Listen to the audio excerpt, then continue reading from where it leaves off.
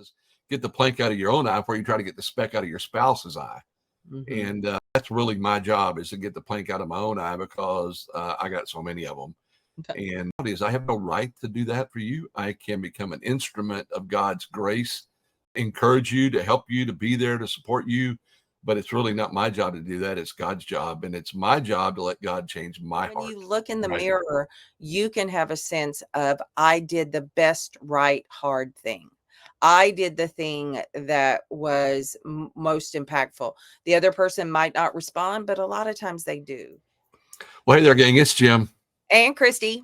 Jacobus with Your Marriage Matters weekly episode. And babe, we are on week 2 of kind of picking through this Paul Tripp. What did you expect content that we did at the One Night for Oneness? I mean, I'm liking this a lot. You really have dug in. You've bought what, 20 copies of his book for people you wanted to share. You have listened to his podcast, his newsletter. So you really are getting a lot out of the information. So. Well, that doesn't count the half a dozen audible books I've given away as well. So, oh, forgot about those. Yeah. Well, so here's a big question though. Do you see any difference in me? I do, because we had a conflict last week that, I think it's important that people understand that we make mistakes and we struggle with a variety of things. And this struggle in particular was just one out of, no better word, stupidity. And the way you handled a mistake that I made in such a gracious manner is definitely, I think, attributed to your desire to be different and your desire based on some of the information that you got. So I appreciate it. And to see the fruit that we're going to talk about today come from that, I think is just really a testament to not only his material, but your desire to make the difference in your life. So I appreciate it. So. Thank you, baby. That's sweet of you. You want to tell everybody more? You want to keep going? Just like, how about we do the whole podcast on you talking about how much I'm changing? There you go. Or how badly I screwed up to give you the opportunity to change. So. Well, babe, that's awful sweet of you. I appreciate it. And again, I my apologies for not having learned this a long time ago, but it is what it is. We're learning it now. We're getting better at it. And gang, we are so excited to be sharing this information with you. Again, it's from our One Night for Oneness conference that we did on a Friday. Hey, what was the date we did today? You remember? February 23rd. The 23rd of February. And so here we are a couple of weeks afterwards. And today we're going to be looking at the second video from the Paul Tripp series called The Biggest Problem. Babe, I love this information. It's a little hard to chew on sometimes, to realize that I am the biggest problem in our marriage. I mean, it's not like we haven't known that for a long time though, right? And the corollary to that is I'm the biggest problem in our marriage. So yeah. And we're going to talk about that today, gang. That's really what we're going to talk about. So as we did the One Night for Oneness, those of you who were there in attendance, we watched 3 different videos. This is the second video that we watched, and then we had some debrief questions. And what Christy and I are going to do is we're going to go through these questions for you. Even though you didn't get to watch the video, they're still really good questions or really good things to ponder. And the scripture that we used that night was Luke 6:43-45, and I'm going to read that. For no good tree bears bad fruit, nor again does a bad tree bear good fruit. For each tree is known by its own fruit. For figs are not gathered from thorn bushes, nor grapes gathered from a bramble bush. The good person out of the good treasure of his heart or her heart produces good, and the evil person out of the evil treasure of their heart produces evil. For out of the abundance of the heart, the mouth speaks. And I used an apple tree here, and that's going to lead us to our first little discussion question. And it says the apple tree tells us everything we need to know about why marriages go bad and how marriage problems get solved. And in the video, babe, Paul Tripp talked about an apple tree that he had in his backyard. And I don't know if it's a real apple tree or a fictitious apple tree, but nonetheless, it was an apple tree that produced hard, grainy, as he called them, hockey puck apples. And the whole point is that these apples, these bad apples, came from the root of that tree. All right. He told the story about cutting down all the apples and then hammering up bushels of good new apples, and how that's kind of what we try to do with marriage sometimes. I thought that was funny. Mhm. Reality is the next year that apple tree is going to produce bad apples again because of the root. And that is what that scripture tells us, is that our heart is the root of everything.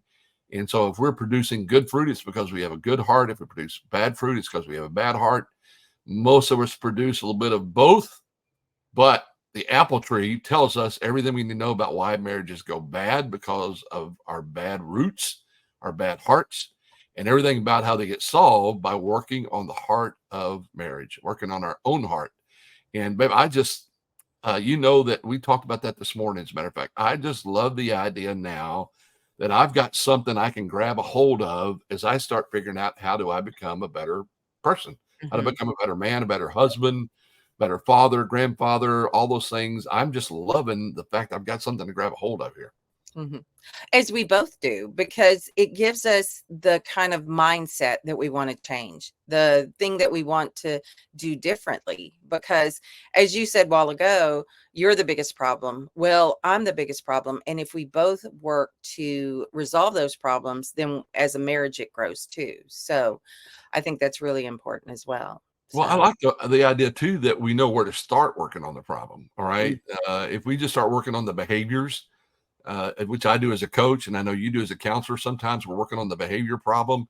It's like whack-a-mole, because I can get somebody to stop behaving a certain way, but it's just going to pop up somewhere else because I haven't worked at the core of the mhm, problem, which is the root of the problem or the heart of the problem. And like I said, I just love the idea that this gives me somewhere to start. mhm.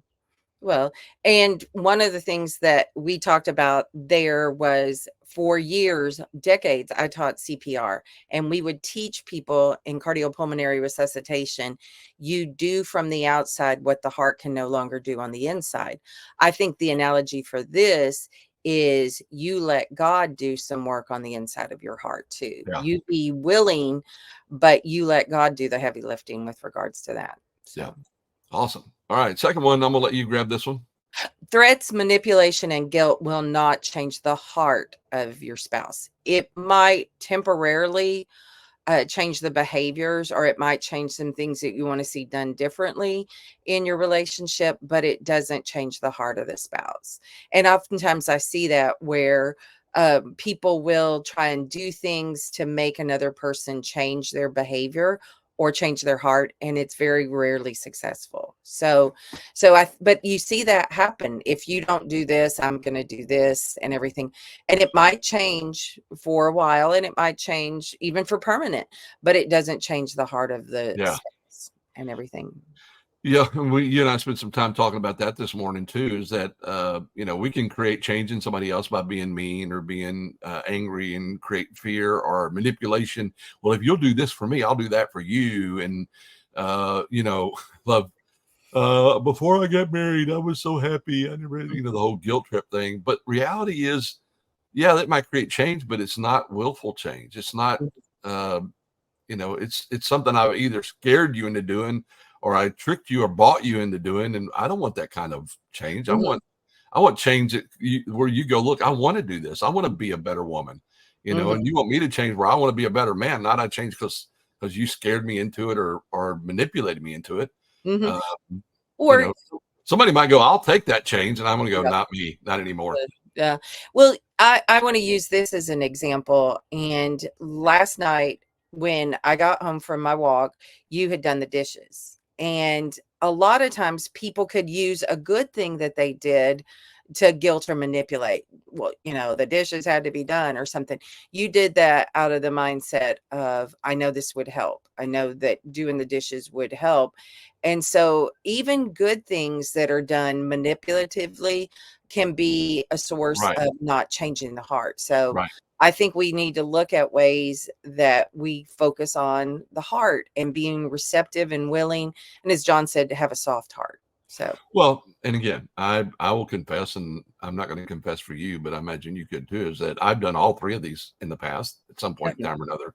And thanks for noticing that last night. And I told you when you came in, I was actually watching some Paul Tripp videos, and I was convicted that in a very short amount of time, 5 minutes or whatever, I could get the dishes out of the sink and put them in the the dishwasher a huge task by, wow, simply because you'd had a little bit of a tough day. And why wouldn't I go ahead and do that? Why wouldn't I just get up and go do that? And again, babe, I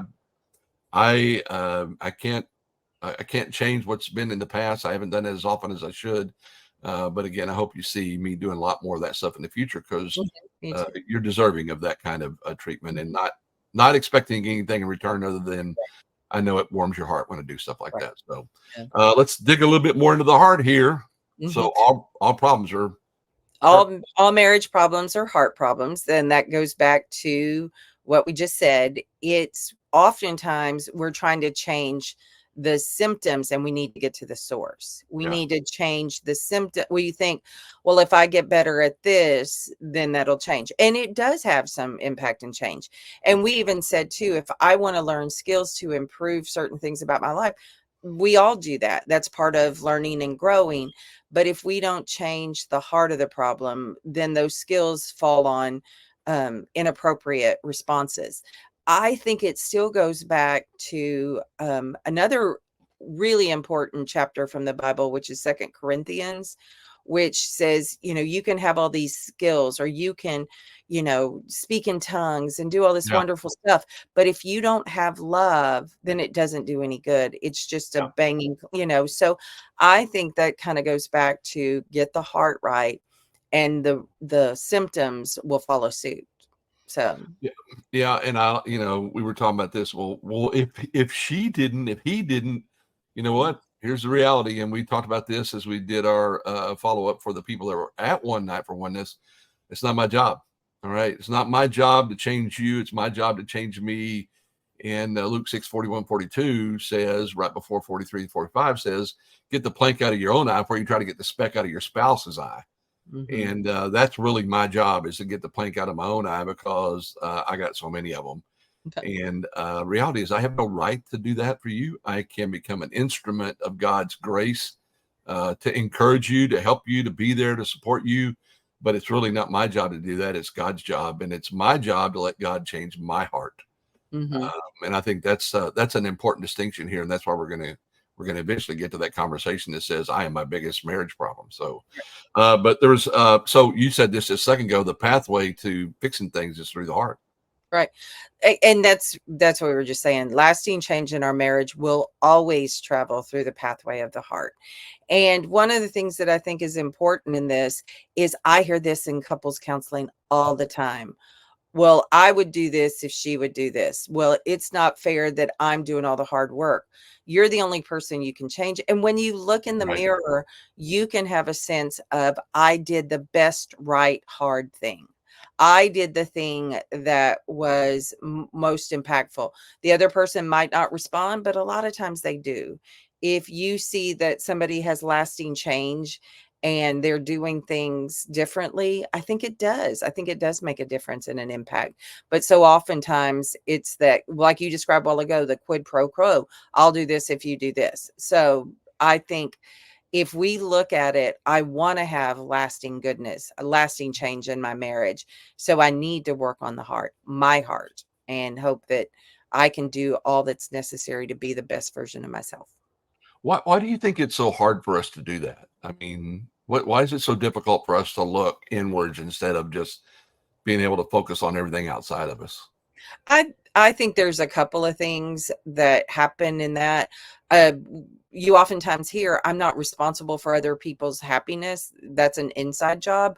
But it's like, but if the environment was different, then things would be different. And I do think, we do look to our partner to help us with some of that. And sometimes we can see the deficiencies, like you just said, the specks in our brother's eyes so much easier than the planks in our own. And there's a variety of reasons behind that, and it's self-preservation or self-actualization. But I think oftentimes it's easier to try and say, but you're the reason, put the blame on somebody else rather than accepting the responsibility for yourself. Yeah. Yeah. And I think so many times too, like you said, Luke 6:41-42 says, there are planks in my eye I'm not even aware of. All right. And that's why we've got to always be asking God to help us identify those things so we can get better. But it also says there's planks of mine I'm aware of, and I don't do anything about. Instead, I'm picking on you. Uh, Mm-hmm. that I think, sometimes we got to have the humility that says, I'm not everything I want to be. All Yeah. right. I want to become a better man. I'm going to let God be a part of that, actually be the catalyst for that. And simply because I want to be the best version of myself I can be. That's what I want to be. And instead of counting on all of the outside influences to make me a better man, all right, which by the way, I can't count on. I want to count on the one thing I can, which is myself. So that But leads us to, go ahead. oh, but one other thing that I sometimes hear is I hear people who take the blame for everything, that just are like, "Oh, well, I'm the big screw up," or the self-fulfilling prophecy that I am who I say I am. And so oftentimes we need to refocus some of that to say, I'm a work in progress. It's Yeah. not that I'm bound and destined to be, the mistakes of my past. We all have the opportunity to change and improve, and we're not stuck in a permanent situation where what we believe about ourselves to be true can't be changed. So I think that brings us to the last one, and I almost say that to preface what you're going to say next. Well, in those people that are always throwing themselves under the bus, I am just a big screw up, I am, blah, blah, blah, and everything.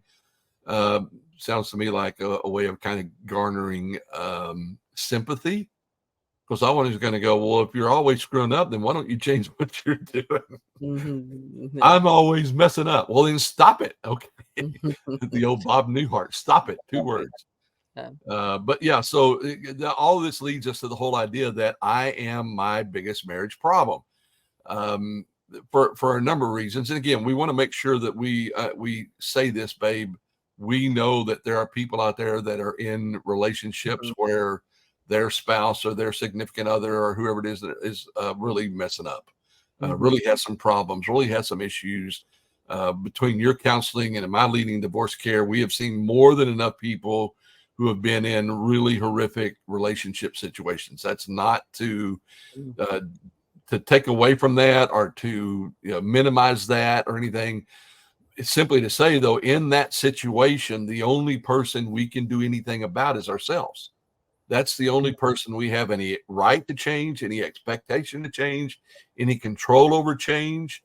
And one of Mhm. the things that Tripp says, and I really enjoy it now, I'm referring to him as, third person, but the one thing that he says constantly is that I am a tool of grace in God's hands to help you change. All right. Not to make you change, but to be there, to be an encourager, to be a supporter, to be gracious, because I understand how much change I've got to go through.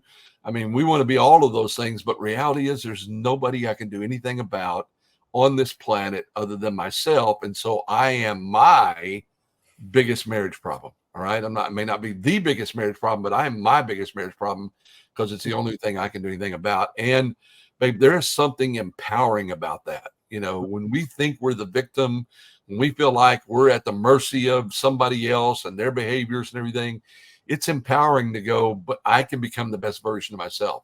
And Mhm. it's one of the things I'm teaching our divorce care guys. Really take control over, own your part, and get back the control that we might have given to somebody else falsely, Mhm. believing that if they would change, everything would be better.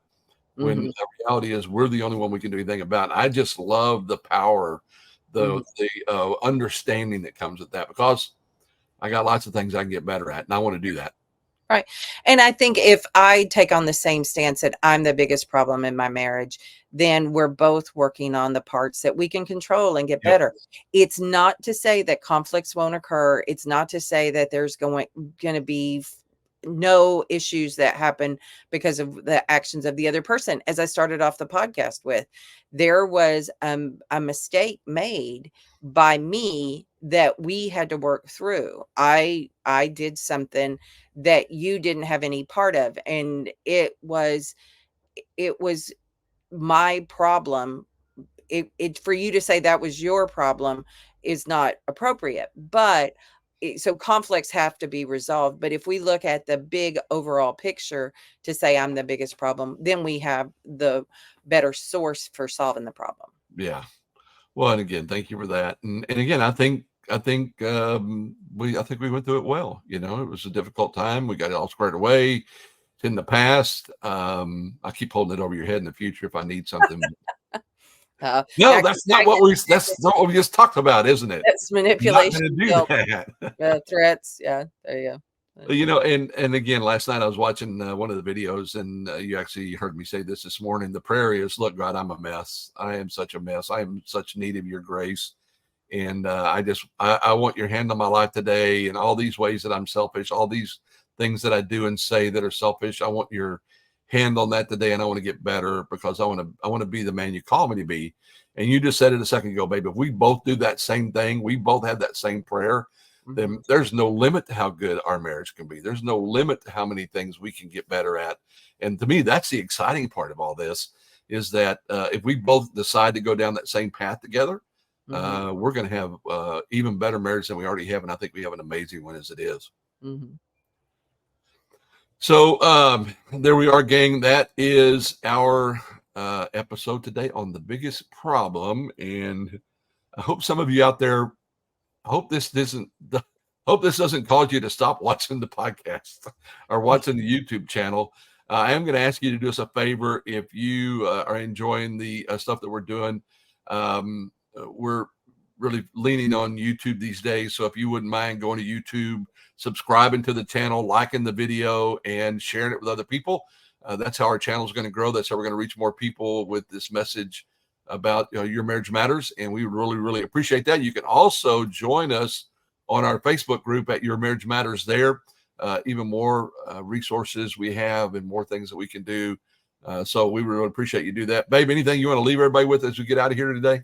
No, it's just use today as a starting point for all the changes that you want to see in yourself. Sometimes I think what I want to leave people with is action items. What can you do with the information we just gave you? Because this is all, like you said, a work in progress, something we're working on. What's one thing today that you could do to take ownership of your parts of the problems in your marriage and everything? What's one thing you could do maybe to lighten the load of your partner? What's one thing that you could do to show love and appreciation to those around you? So I think the action item would be, what would be something that you would do today that was impactful? So yeah, and it might be the dishes, it might be any number of things. But I'm gonna suggest this: just pray that prayer. Hey, Lord, yeah. I'm a mess. I am a mess. I am selfish. I am so self-focused and everything. Do me a favor today. Help me see those things and help me begin to remove those from my life so that I can be the man or the woman you called me to be. And by the way, as a couple, sit down tonight and pray that together. Pray that tomorrow morning when you get out of bed, that God would do that in two of you. And now we're both heading on that same path together. I love that. So as always, gang, your marriage matters. That's why we do the podcast. We want you to experience everything that you dreamed of when you said I do. And so understand that your marriage matters to you, to your spouse, to your kids, your community, your family, matters to a lot of people. But we want you to know it matters to us. And that's why we do what we do here. We appreciate you. If you have any questions, don't hesitate to reach out. Again, go join the Facebook group, Your Marriage Matters, over there. We'd really appreciate that. If you haven't already done that, also go to the YouTube channel. You can see Christy's beautiful face while we're doing this podcast. By joining the YouTube channel, share those things, help us reach more people, because again, your marriage matters. We care about you. We love you. And we want everybody to have the marriage that they dreamed of when they walked down the aisle and said, I do. So, gang, we're going to catch you next week. We're actually going to do week 3 of the podcast. And I'm going to tell you of the Paul Tripp, what did you expect videos. And babe, of the first 2 are outstanding. And I think this may be the best of the 3. Good. Yeah, I agree.